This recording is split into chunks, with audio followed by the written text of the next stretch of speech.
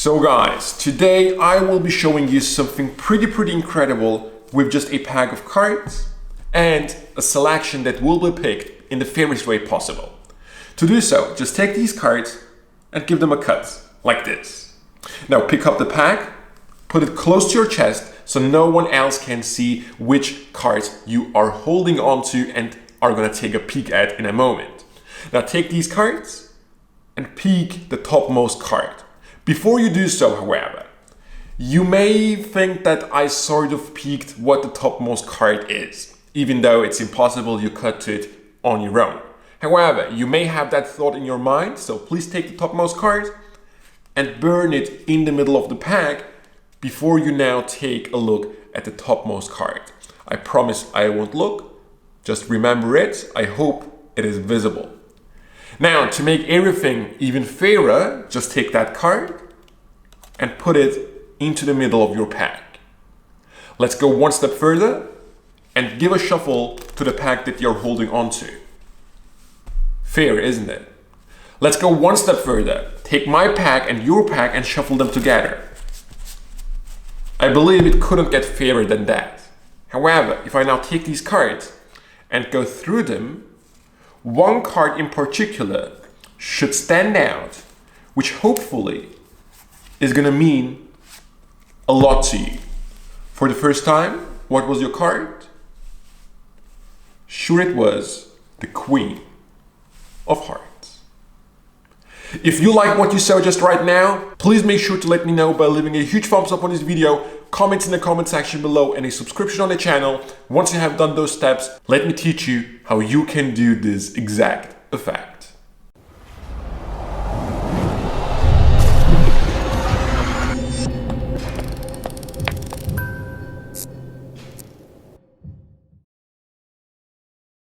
So guys, let's get started with the explanation of this trick. This is so fooling, so fair, but so simple to do really.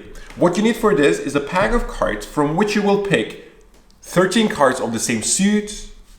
For example, here, all the hearts, like this, right? So they go from ace to king. Now you will take the remaining cards and you will put one card in between all your heart cards. Just like this. Right, so I have now here all the heart cards going from ace to king and one random card in between them. Just take these cards, pick them up, square them up, and you're almost done. Just take these cards, your stack basically, and cut it in between the remaining cards that you're holding onto, just like this. And you're ready to go. You can start this effect with some full shuffles, false cuts, whatever it is. And you can even show the cards like this. No one will see that there is a stack going on in the middle of the pack as long as they're not taking a look at it very long. Then you will just do what I did in my performance. Just ask your spectator to cut the card. And the only thing you want them to do is cut into your stack. And your stack is pretty big, so they are very likely to cut really into your stack. To force them to cut into your stack, you may add a word into the sentence that you are formulating, so to say. You could just tell them to cut around the half of the cards onto the table. Just that sentence on its own is going to force them to cut around the middle of the cards and not like the bottom third, right? And once they cut the cards correctly, which they will very likely do, the rest is going to be even simpler. There are two ways you can end up. The first scenario that you can end up with is the following. They cut the cards, right? Like this.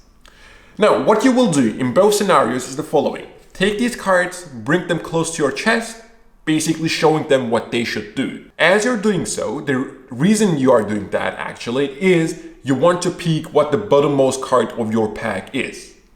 In this case, it is the Four of Hearts, so it is basically one of the cards from my original stack. Remember, I had the ace to king in hearts. So I see here that they cut to the Four of Hearts. This immediately tells me that they will pick the Five of Hearts, right? They go from ace to king. So the next heart card is going to be the Five of Hearts. Also remember, we had one different card in between all the hearts. The fact that I am holding onto the heart here means that the next card is a random card and the card beneath is the 5 of hearts. This is exactly the scenario I was talking about that is fairer than the other one. Because here, I have to get rid of the topmost card so that they pick the 5 of hearts. And my motivation to get rid of the topmost card is making everything fairer. Because even though it is already fair, I could not have picked what the topmost card is as they cut to the cards themselves. I can say, you know what, burn the topmost card somewhere in the pack and take a look at the second card. Makes everything fairer, and at the same time, they are picking really the hard card. This is exactly the reason I built those random cards in between the hard cards, so that I have this possible scenario where everything is even fairer. The other scenario is that they cut the cards. Again, I bring them up to my chest, picking the bottommost card. In this case, I see here the 4 of diamonds, so it is not one of my hard cards. This means that the next card is already a hard card, so there is no card, random card, that I have to burn into the pack. However, how do I know which hard card this is? Very simple.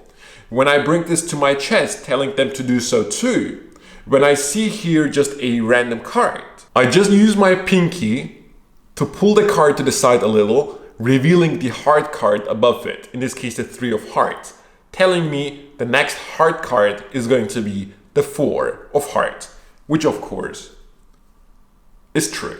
To sum up, either you will end up with already a hard card on the bottom of your pack, which is going to tell you what the next hard card is. In this case, it is going to be the 7 of hearts.